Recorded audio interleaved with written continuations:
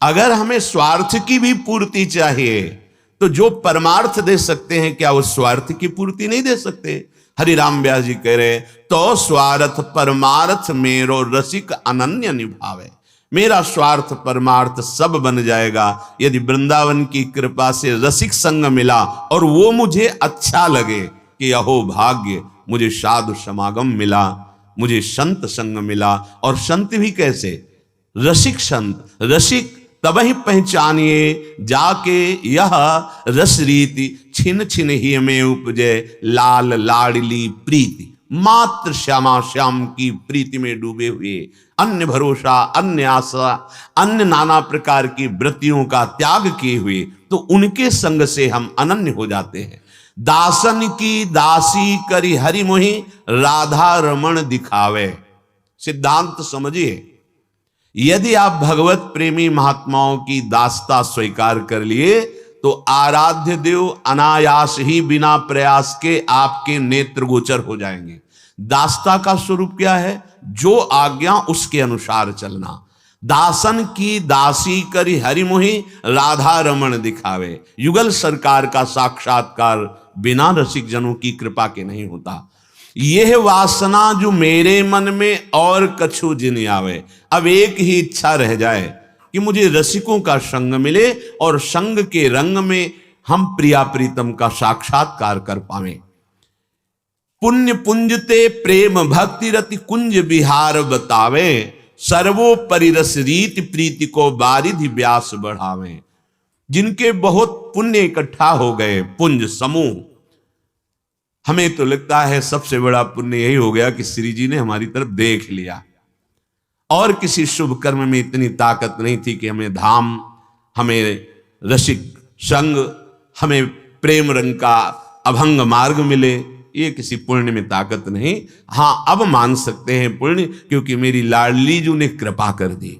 जैसे अब कहते हैं हमारे बड़े भाग्य, तो हमारे भाग्य बड़े नहीं थे, अब हम बड़े के हो गए इसलिए हमारे बड़े भाग्य हो गए।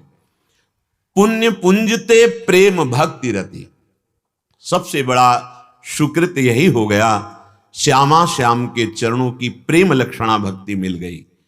कुंज विहार, ये किसी ज्ञान विज्ञान की धरा में नहीं देखा जा सकता। तभी विभेमी कैवल्यता, अरे मोक्ष सुख से तो मुझे भय लगता है। आचार्य चरण कह रहे, कैसे निर्भय पद को भय युक्त? क्योंकि जहां प्रेम है वहां एक में समा जाना नहीं है, रसास्वादन करना है।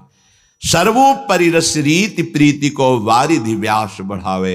ये सर्वोपरि प्रेम रस वृंदावन का है। ये प्रेम समुद्र हृदय में उफान कर जाएगा यदि रसिक संग हो, वृंदावन का आश्रय हो। अगर रसिक संग हम केवल शरीर के समीप रहना माने तो ये ठीक नहीं रहेगा। शरीर के संग हम हैं और उनकी बात नहीं मान रहे तो प्रार्थना है, रंग नहीं चढ़ेगा। शरीर के समीप रहो या दूर रहो, उनकी बात को मान लो, रंग चढ़ जाएगा। रात दिन तुम्हें अनुभव होगा कि हम रसिक महापुरुषों के संग में हैं, क्योंकि उनकी आज्ञा का पालन करते हैं। चलते हैं, भगवान जगत गुरु श्री कृष्णचंद्र जी अर्जुन जी को ब्राह्मी स्थिति, स्थित प्रज्ञ महापुरुष के क्या भाव होते हैं, कैसी स्थिति होती है, उसका वर्णन किए। श्री भगवान ने कहा, जिसकी समस्त कामनाएं नष्ट हो चुकी हैं। कामनाएं तब तक बनी रहेंगी जब तक शरीराभिमान रहेगा कि मैं पुरुष हूं, मैं स्त्री हूं। जब भगवत कृपा से सत्संग के द्वारा ये पता चलेगा कि शरीर तो पांच भौतिक खिलौना है, कभी भी नष्ट हो सकता है। अरे बड़े असावधान हैं जन, समझ नहीं पा रहे। खान पान भोग विलास में भूले हुए हैं और मृत्यु आती ऐसे अपहरण करके ले गई। आश्चर्य होता, अरे इतना कीमती जीवन और क्षण में नष्ट हो गया। कैसे? एक बार भी राम नहीं बोल पाए, कृष्ण नहीं बोल पाए, हरि नहीं बोला, राधा नहीं बोला, बस वही प्रपंच का चिंतन, वही प्रपंच में हम बड़े, हम महान बन जाएं, धन से महान, बुद्धि से, बल से, वैभव से, पद से, एक क्षण में सब नष्ट कर देती है। बड़ी कर्म की प्रबल गति है। वो बड़े, तभी कहा गया पुण्य पुंज बिन मिले ही न संता।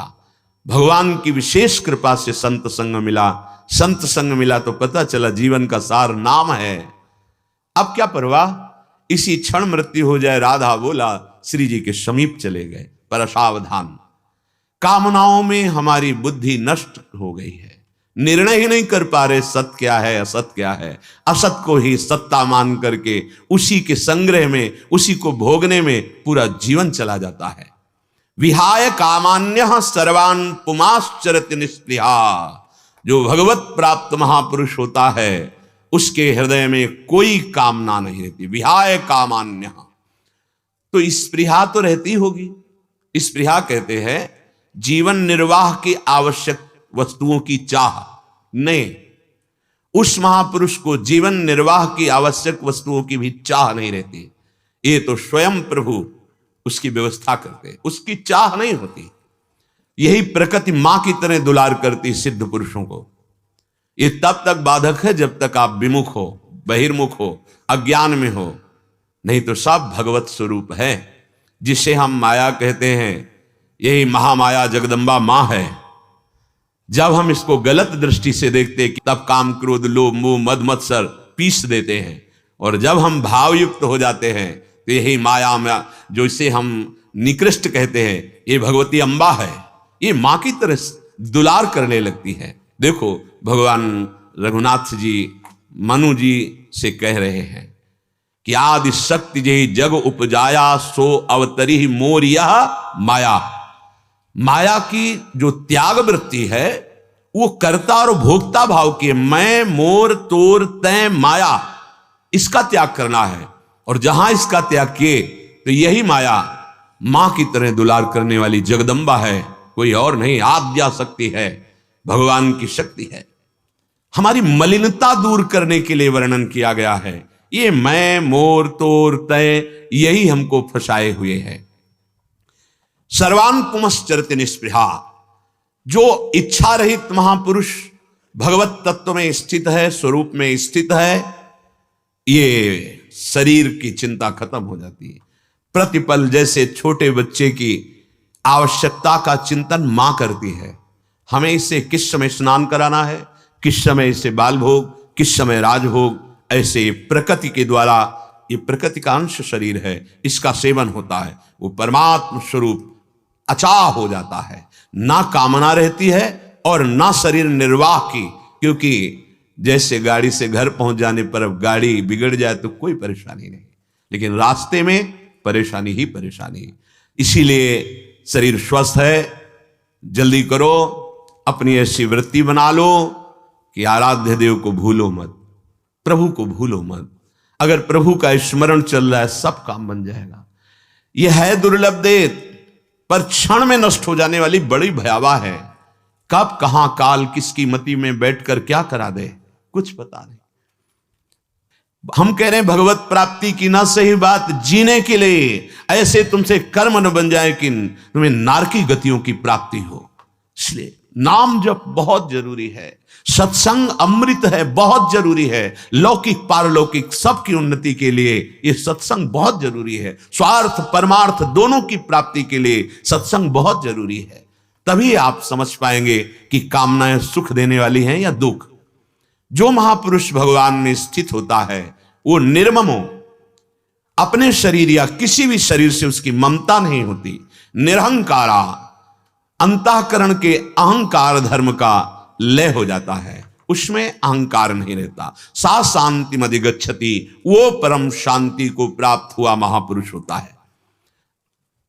चार बातें भगवान ने इस श्लोक में कही, कामना, स्पृहा, ममता और अहंकार। कल चर्चा हुई थी कि इन चारों में से प्रधान है अहंकार। अहंकार यदि नष्ट हो जाए तो तीन अपने आप नष्ट हो जाएंगी। तो अहंकार नष्ट होने का उपाय बता रहे हैं कर्मयोग, ज्ञान योग और भक्ति योग से। कर्मयोग से अहंकार नष्ट होने का उपाय है कि मेरा कुछ नहीं, मेरा कुछ, मुझे जो भी मिला है तन बुद्धि धन उस सब की सेवा में लगाने के लिए कर्मयोग। यदि हम ऐसी भावना कर लें कि मैं सेवक हूं, सचराचर रूप स्वामी भगवंत, चराचर जगत मेरा स्वामी है, मैं सेवक हूं। मन वचन कर्म से हमारे पास जो सामग्री है, परिवार सामने आई हुई सेवा, चाहे पशु की हो या मनुष्य की हो, मैं सेवक हूं, मुझे करना है। इसी से अहंकार गलित हो जाएगा और भगवान की प्राप्ति हो जाएगी। मैं सेवक, सचराचर रूप स्वामी भगवंत। मेरी सामग्री, मैं कोई शरीर नहीं हूं, मैं कोई सामग्री का भोक्ता नहीं हूं। मुझे सेवा के लिए शरीर मिला है और सेवा के लिए सामग्री मिली है, और अहम करके सेवा नहीं करनी। तो दियम वस्तु गोविंदम तुभ्यमेव समर्पये, आपकी दी हुई वस्तु, सामने से आप आए हो प्रभु, सेवक को अवसर देने के लिए सेवा का। बहुत परमानंद की प्राप्ति होती है सेवा में। किसी को टीबी हो गई थी, बहुत ही आखिरी स्थिति थी, कोई सेवा करने वाला नहीं। भाई जी को जब पता चला, श्री पूज्य हनुमान प्रसाद पोद्दार जी गए, उठा के ले आए और अपने परिकर सहित समय बांधा, हमको मुख समय, सब वो दस्ताना और ऐसे पहन करके उनकी सेवा में जाते। भाई जी ऐसे जाते। उन्होंने कहा, भाई जी आपको ये संक्रामक रोग है, खतरा है, आप ऐसा। बोले, आप रोग देख रहे हो, व्यक्ति देख रहे हो, मैं अपना प्रभु देख रहा हूं। नहीं, मुझे कोई भेद, आप अपने भाव से करो, मैं अपने भाव से। सेवा, अगर कहीं आपको सेवा का अवसर मिल रहा है, आप कर्मयोगी हैं, तो आपके पास जो भी वस्तु, जो भी पदार्थ है, शरीर का बल, धन बल, जो भी, उसे प्रभु के मानकर उनकी सेवा में लगा दिया। सामने वाले में भी भगवत भाव, अहंकार अपने आप गलित हो जाएगा, अपने आप। ज्ञान योग, मैं हूं, ये मैं अंतःकरण का मैं नहीं, ये स्वरूप है। ये शरीर मैं नहीं हूं, ये सूक्ष्म शरीर मैं नहीं हूं, कारण शरीर मैं नहीं हूं। अपने आप बाध होता गया। अब मैं केवल माया में है, समझाने के लिए है, उसके आगे कुछ नहीं लगता। है के आगे जो भी लगता है वो सब माया में है। सर्वम खलविदम ब्रह्म, तो सर्वम ये समझाने के लिए है, ये माया में शब्द है। ब्रह्म है ज्ञान मार्ग। स्वरूप पर कभी कोई विकार, कभी कोई मलिनता, कभी कोई अहम होता ही नहीं। बड़ा चिदानंद में, निर्मल, अविनाशी, बहुत आनंद का ये विषय है। यदि हम लौट पड़े अपने घर की तरफ, बाहर भटक रहे हैं विषय भोगों में, अहम को लिए हुए, मैं प्रकृति का ये जो अंश है, ये मैं नहीं हूं, स्वीकार कर लिया है, इसीलिए फंस गया हूं। ज्ञान मार्ग वास्तव में केवल है। ये जो मैं हूं, ये भी अंतःकरण धर्म से समझाने के लिए बोला गया कि इसीलिए वो अनिर्वचनीय, सब चिंतन समाप्त हो जाए तो जो बचा वो आत्मस्वरूप है। कोई चिंतन नहीं, ना सत ना असत, सब शांत। तभी वो शांत रस का आ गया है। देश काल अवस्था शरीर सूक्ष्म कारण सबसे बड़ी ज्ञान के पंथ कृपाण के धारा, परत केवल ज्ञान की बातें कर लेने से नहीं होता। तस्मात् शास्त्रम प्रमाणम थे, अनुभूत और शास्त्र सम्मत। जब हम दो बात कर रहे हैं तो उसको और प्रखर करने के लिए, ना कि भूल भुलैया में हम दस्तखत कर दें। ना हम भूल भुलैया में दस्तखत करेंगे, ना आपको भूल भुलैया में। सामने बैठकर अगर प्रश्न कर रहे हो तो ना आपको भूलने देंगे। उसी बात पे चलो। ज्ञान का जो मार्ग है, सही पूछो तो बात करने वाली बात ही नहीं।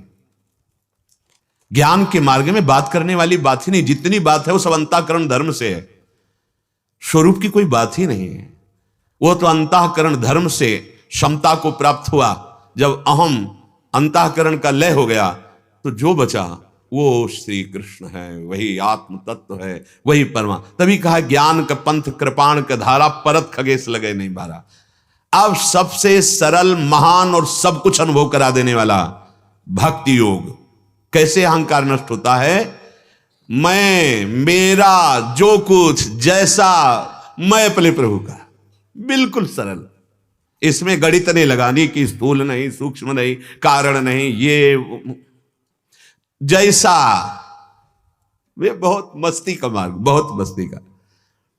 ये समझ में केवल आ जाए, कोई भी ज्ञान बकाया नहीं रह जाएगा। स्वरूप बोध के लिए जो बहुत श्रम युक्त साधना है वो सहज में आ जाएगा स्वरूप।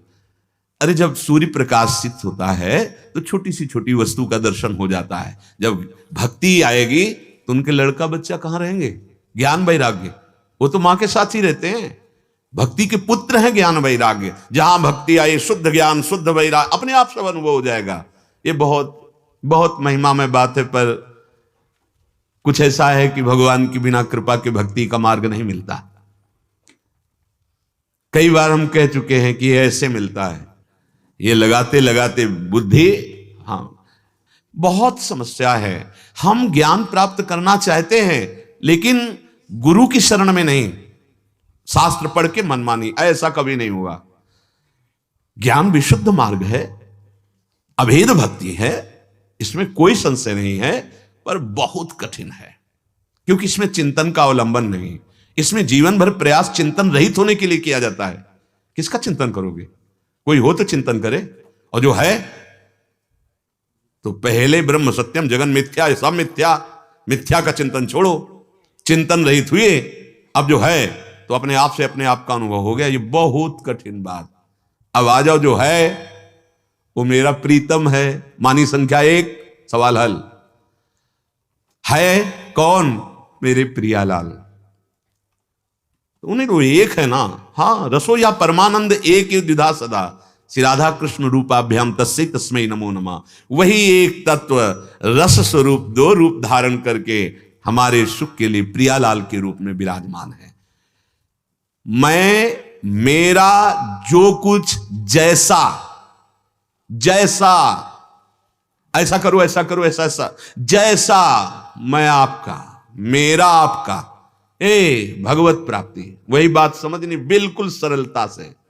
तू दयाल दीन हो, तू दानी हो भिखारी, कोई संबंध मान लो।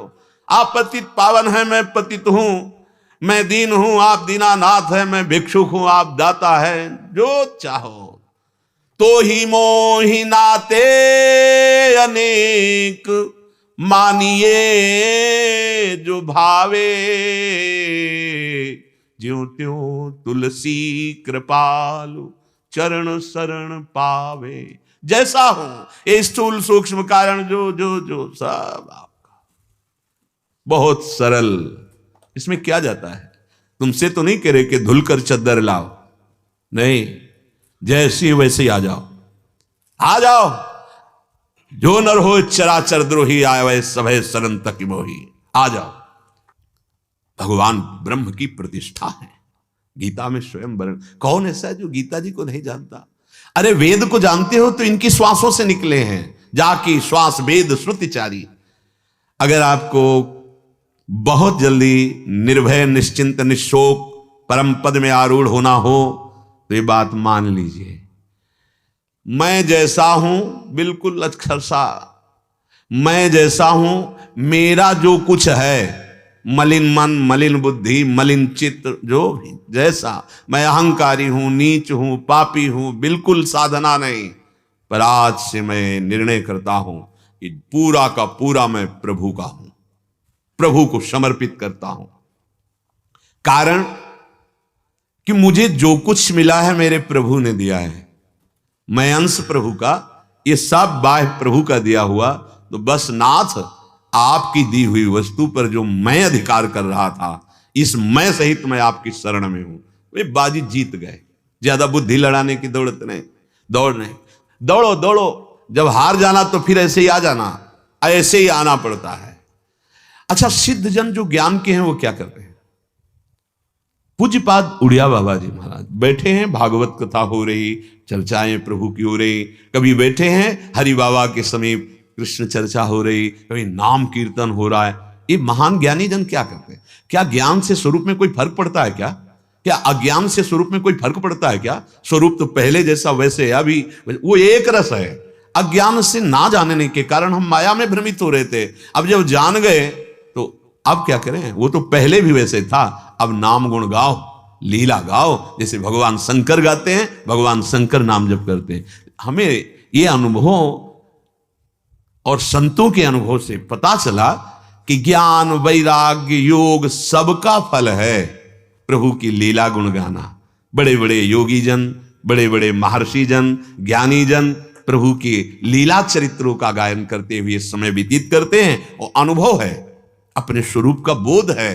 ये आज हम बोध प्राप्त करने चलते हैं तो सबसे पहले जहां से जिनकी कृपा से बोध प्राप्त होता है उन्हीं की अवहेलना करने लगते हैं। गीता का श्लोक बोलेंगे लेकिन गीता गायक श्री कृष्ण को हम वो जो मानने चले हैं वो नहीं मान पाते। ऐसे शब्द जब सुनने को मिलते तब लगता है आप ठीक कहते हो प्रभु, दैवी है सागुणमयी मम माया दुर्त्या। ठीक कहते हो नाथ कि देखो शास्त्रों का सब ज्ञान है लेकिन ये बात स्वीकार नहीं है कि स्थिति कहां है, स्थिति क्या है। भक्ति योग ये हम केवल कोरी भावुकता से नहीं कह रहे, इसलिए प्रार्थना है, हार करके कह रहे हैं हार गया, हार गया। और शायद अपने ना हारते, महादेव जी ने ऐसा, वो ज्ञान समुद्र है ना और वो परम प्रेमी भी हैं, उन्होंने करुणा करके कि काहे को समय वो ऐसे हार गया। अब यहां से प्रारंभ हुई भक्ति योग। नहीं, श्रवण कीर्तन स्मरण ये तो हर उपासक का, हर मार्ग का जो सही उपासक है वो इसी में चलता है, पर वो अहम बना रहता है। यहां आम त्याग की बात कहा है कि जिसका अहंकार नष्ट हो गया उसकी ममता स्पृहा कामना, कामना स्पृहा ममता अहंकार, अहंकार का त्याग करने के लिए बहुत बढ़िया भक्ति योग में उपाय है। आप भगवान को सर्वस्व मान करके जो भी जैसे समर्पित हो जाओ। अभी आता नहीं हमको समर्पित होना, तभी गुरुदेव का वर्णन, तभी भगवत प्रेमी महात्मा के संग की महिमा का वर्णन किया गया। तात स्वर्ग अपवर्ग सुधरी तुलाए कंग, तूलन ताहि सकल मिल जो सुख लव सत्संग। आज से मैं मेरा जितना जो कुछ है निहाल होने की बात है, प्रभु को समर्पित करते हैं अंदर से। पापी हूं, पुण्यात्मा हूं, साधक हूं, असाधक हूं, जैसा भी हूं, मैं आज से अपने प्रियाजू का हूं, अपने प्रियालाल का हूं। अब मेरा अधिकार न इस शरीर पर है, न मन पर है और न अपने पर है। अब वो जैसे चाहें अपनी वस्तु का बर्ताव करें। बहुत ध्यान देने योग्य बात है। जैसे आपने हमें ये वस्त्र दे दिया, अब इसको सर में बांधे, पहन ले या बिछा के बैठ जाए या ओढ़ ले, आपका प्रश्न नहीं बनेगा। क्योंकि आपसे अगर कोई कहेगा हमने देखा आपने जो चादर दिया था ना वो ऐसे जमीन में रख के रगड़ रहे थे, उस पे ऐसे पैर रख रहे, तो आप कहोगे मेरा अधिकार नहीं, क्योंकि मैंने उनको दे दिया, अब वो जैसा चाहे। बस भक्त का जीवन ऐसा होता है। अब ये तन मन प्राण जीवन आपको समर्पित, स्वामी श्री हरिदास जी ज्यों ज्यों राखत हो त्यों त्यों रहियत हो हरि। अपनी निष्ठा पे आ जाओ। अब तुम्हें डरना नहीं मन कहां जा रहा है, ये कहां हो रहा है, कैसा हो रहा है। आपका जब मन चंचल हो रहा है तो उधर देखो, ये तो दे दिया है ना, प्रभु को दे दिया है, देखो प्रभु बहुत जल्दी निर्मल हो जाएगा, बहुत जल्दी विश्राम प्राप्त हो जाएगा। जब लक्ष्य अहम और भोग होता है तो मलिन होता है मन, और जब लक्ष्य प्रभु होते हैं तो निर्मल हो जाता है।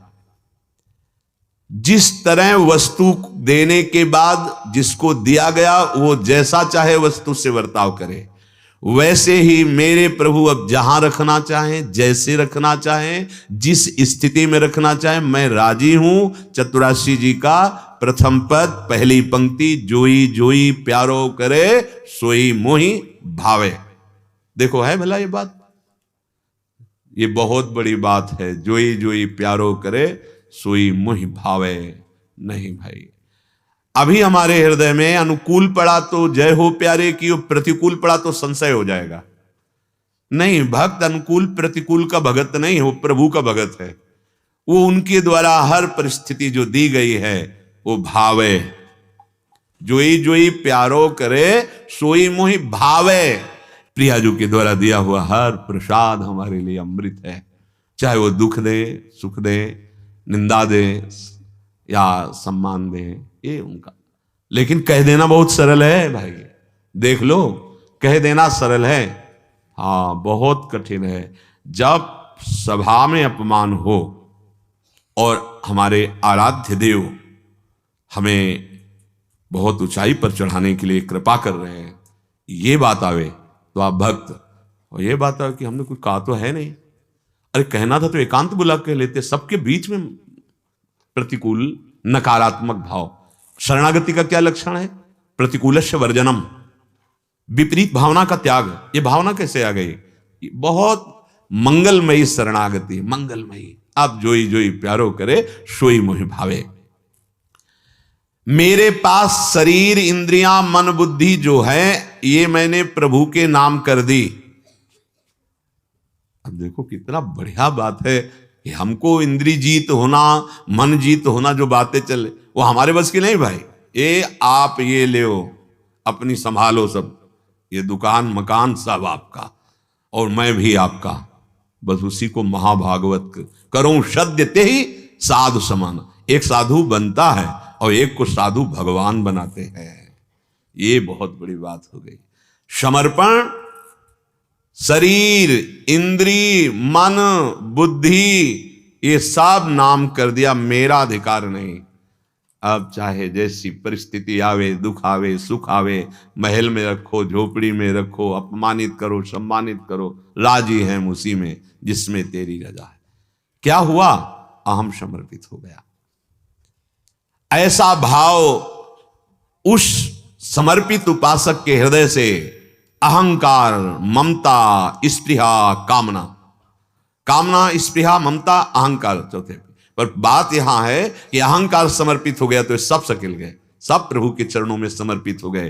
अहंकार समर्पित हुआ तो हमारे हृदय की ममता, क्योंकि अब शरीर तो प्रभु को दे दिया, परिवार प्रभु को समर्पित है, अब केवल कर्तव्य के पालन में लगे हैं, जैसी जितनी सामर्थ्य प्रभु ने दी। ये बड़ा आनंदमय मार्ग, भगवत समर्पित जीवन। ऐसा ब्राह्मी स्थिति पार्थ नैनाम प्राप्य विमुह्यति स्थित्वा स्यामंत कालेपि ब्रह्म निर्वाण मृच्छति। हे प्रधानंदन, इसे ब्राह्मी स्थिति कहते हैं। यह है ब्राह्मी स्थिति। बहुत जल्दी जल्दी अपने लोग स्वीकार कर लेते कि हम तो कुछ हो गए। स्थिति में आओ। अगर छोटे में सुखों में आप तृप्त हो जाओगे तो उस महान सुख को कैसे प्राप्त करोगे? महान सुख के लिए अल्प सुखों का त्याग करना होगा। भले वो सात्विक सुख है, अल्प सुखों का, भले वो साधनजन्य सुख है, उनका त्याग करना होगा, तभी उस महान सुख में पहुंचोगे। ऐसा ब्राह्मी स्थिति। हे पार्थ, ये ब्राह्मी स्थिति है जो हमने वर्णन किया। निर्ममो निरहंकारा सशांति बदि गच्छति सर्वान कामान विहाय। कोई कामना नहीं, कोई स्पृहा नहीं। ये ब्राह्मी स्थिति है। ये भगवत प्राप्त महान उस महापुरुष की स्थिति है। अहंकार रहित होने पर जब व्यक्तित्व मिट जाता है तो ये ब्राह्मी स्थिति स्वयं में जागृत हो जाती है। ये कोई ऐसा नहीं कि पैदा की गई हो, ये है जो है वो छा जाती है। बहुत साधन करने पर भी इसका मिटना बहुत कठिन होता है, अहंकार का। बहुत विचित्र है, बहुत विचित्र है। गुरु कृपा से ही इस विचित्र को चित्त किया जाता है, नहीं तो बहुत कठिन है। क्या बैठ गया दिमाग में? किसे कहते हैं तप? क्यों बैठा लिया अहम में? वही एक है जिसको मिटाना तप है, अहंकार। बहुत ये बड़ा सूक्ष्म, बिना गुरुदेव की कृपा के, बस बार बार इसी के कृपालु गुरुदेव मिल जाएं और वो हाथ पकड़ लें और हम उनको अपना भाव समर्पित कर दें कि अब ये निश्चय कर ले कि अब ऑपरेशन थिएटर में जा रहे हैं, कुछ भी हो सकता है, नहीं, बिल्कुल तैयार रहो। अहम की वृत्ति मुझे पता नहीं है, लेकिन डॉक्टर को पता है। वो एक सरा है उनके पास ना, कि यहां से नस जो है वो चढ़ रही है, वो परेशानी पैदा करेगी। हमें तो लग रहा है कि बढ़िया है, और उनको लगा परेशानी पैदा करेगी। अब वो परेशानी हमें पैदा करेंगे, तभी वो उतरेगी। कोई भी नस चढ़ जाती ना तो वो उसको मरोड़ के ऐसे, भैया ऐसे रहना पड़ेगा। अगर ऐसे हो तो ये ब्राह्मी स्थिति आपकी है, किसी और की नहीं है। बस समर्पण होना बड़ा कठिन होता है। गुरु बना लेना तो सरल है, लेकिन गुरुदेव को आजीवन पर ब्रह्म मानकर वो है, बस उनके आगे बिक जाना एक बहुत कठिन बात है, बहुत कठिन बात। अहम का बहुत बड़ा खेल है भैया। हम ये हृदय की बात कहते हैं कि केवल एक जगह इसका ऑपरेशन होता है, ये बहुत मेजर ऑपरेशन है। ये को पूरे जीवन में होता रहे, मेजर ऑपरेशन, तैयार रहो। इसीलिए सफलता बहुत दूर लगती है, क्योंकि जहां गुरुदेव का ऑपरेशन शुरू होता है तो अच्छे अच्छे भाग जाते हैं। होश में ऑपरेशन होता है, अरे अब देख लो। अच्छा देखो, अपने क्या है कि किसी योग्य नहीं है, तो जब देखते हैं कि हम गोद में बैठे हुए हैं, तो अगर ये लग गया कि उतार दिया तो हम तो चल ही नहीं पाएंगे, हमारा तो कोई सामर्थ्य है नहीं, हमारी कोई वृत्ति नहीं, हमारे तो जैसे माँ की गोद में बैठा हुआ बच्चा, ऐसे हम तो गुरुदेव की गोद में बैठे हुए हैं। उनके ये अहंकार हमारे बस की बात नहीं कि हम मिटा दें, पक्का ये अनुभव हुआ पीछे से लेके अभी तक उनका। बस हम उनकी कृपा पर, जो उनकी चेष्टा हो रही है उस पर कभी ध्यान न दें। महापुरुषों की इस बात पर कि इन्होंने हमें ऐसा क्यों बोला, इन्होंने हमें क्यों ऐसे किया, ये क्यों में वो तुम्हारे अहंकार की वृत्ति है।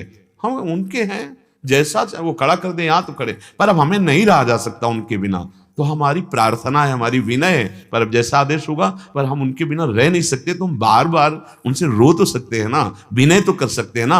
आ गया अहंकार, दैन्यता में आ गया। ये दैन्यता देखो, श्री जी ने निकुंज में हमें वाणी जी के द्वारा दर्शाया कि वो लालजू महाराज को भी रोक देना, सखी जब आए तो वही दीन होकर विनय पूर्वक।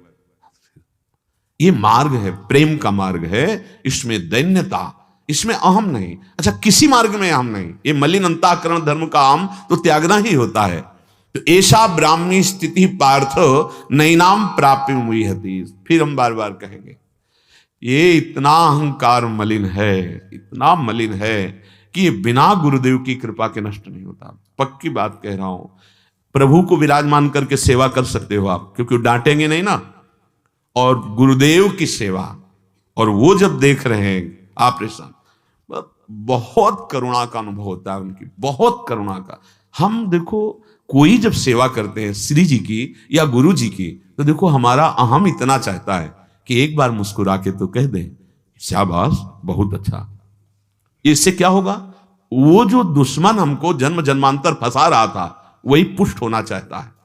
और पर सच्चे डॉक्टर, सच्चे वैद्य जो गुरुदेव हैं, हमारे गुरुदेव हमारे ऐसे वैद्य हैं जो हमारी सेवा को सीधे श्री जी के पास पहुंचाते हैं। अहम के बैंक में जमा नहीं होने देते, अहम के बैंक में जमा नहीं होते कि कभी भी वो अहम नष्ट कर सकता है उस सेवा को।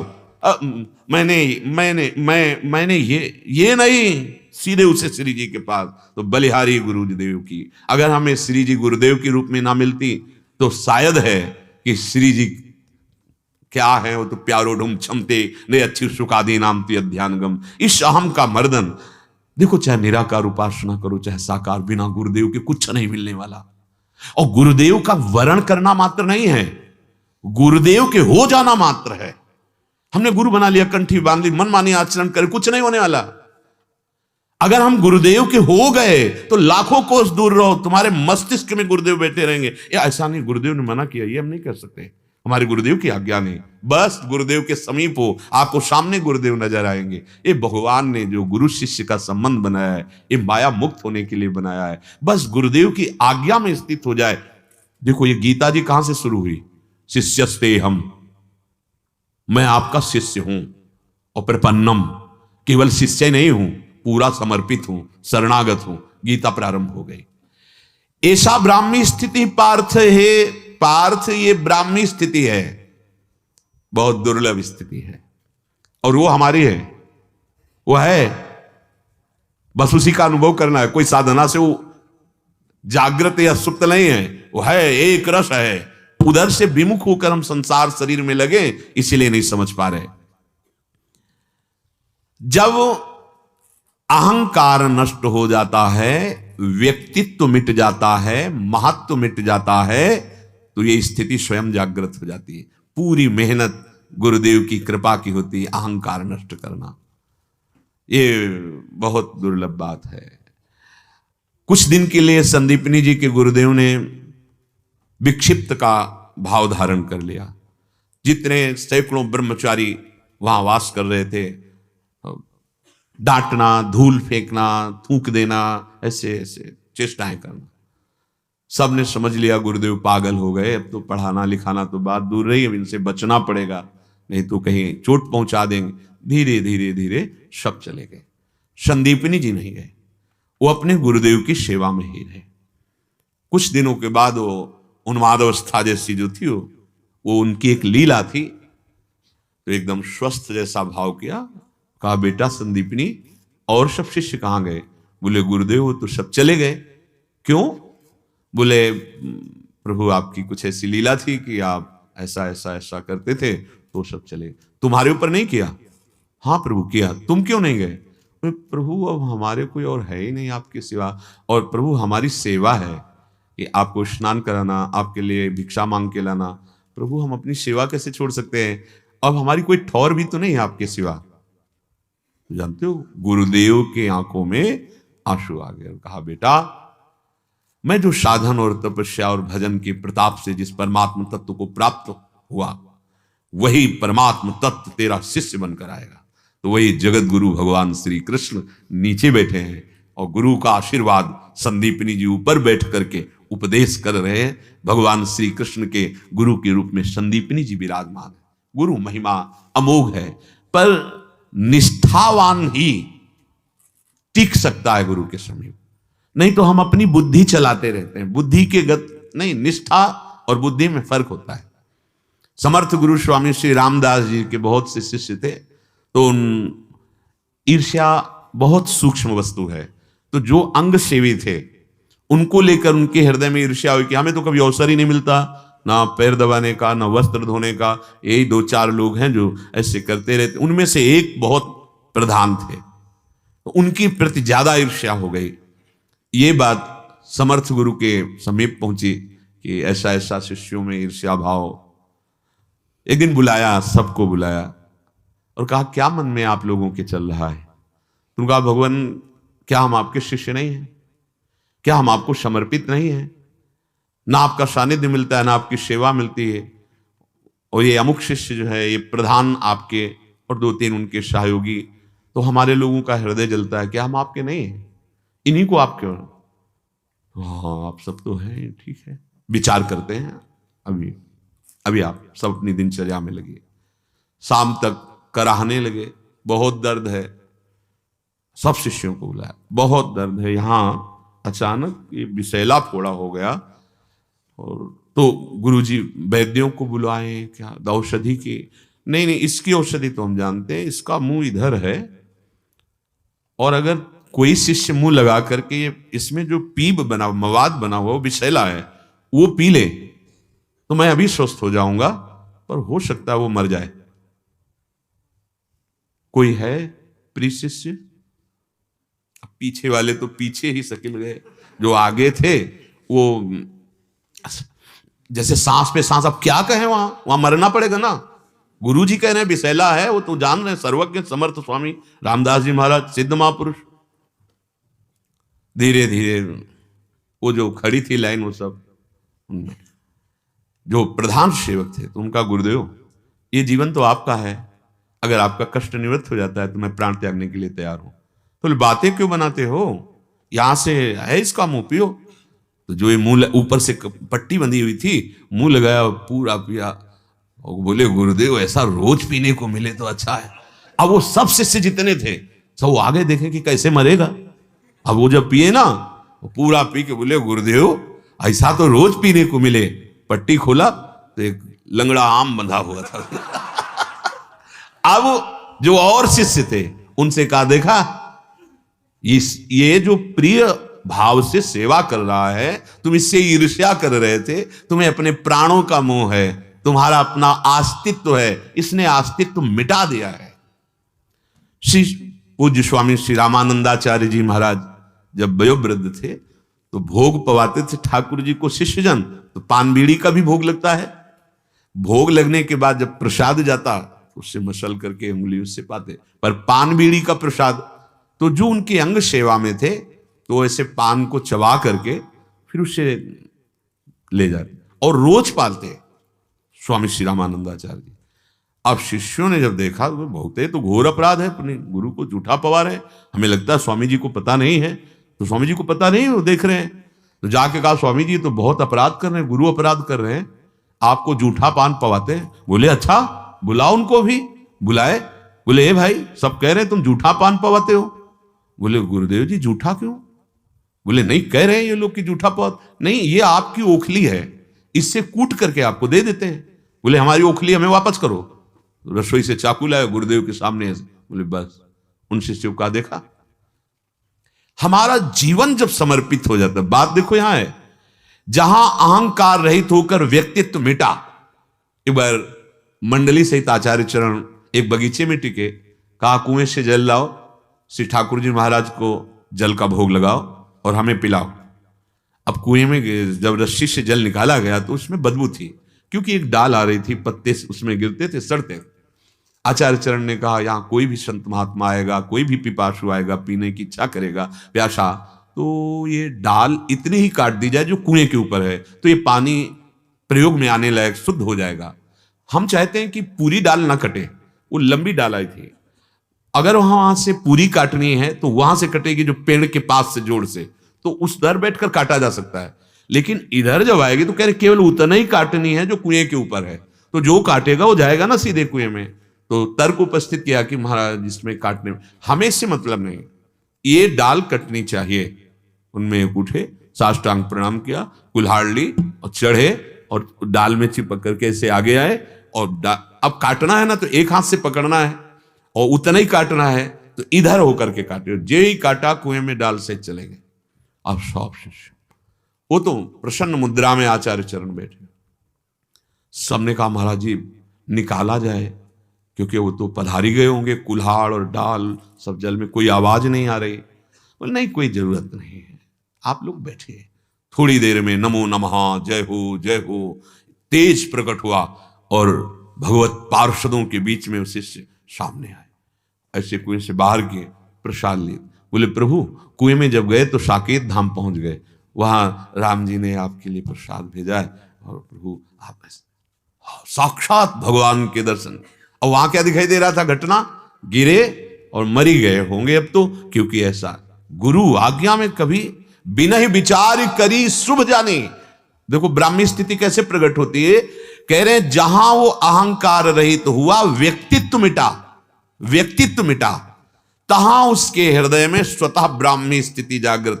गुरुजन क्या करते हैं, तुम्हारे अस्तित्व को मिटाते हैं, तुम्हारे महत्व को मिटाते हैं, तुम्हारे संबंधों को मिटाते हैं, अपने आप वो वस्तु प्रकाशित हो जाएगी।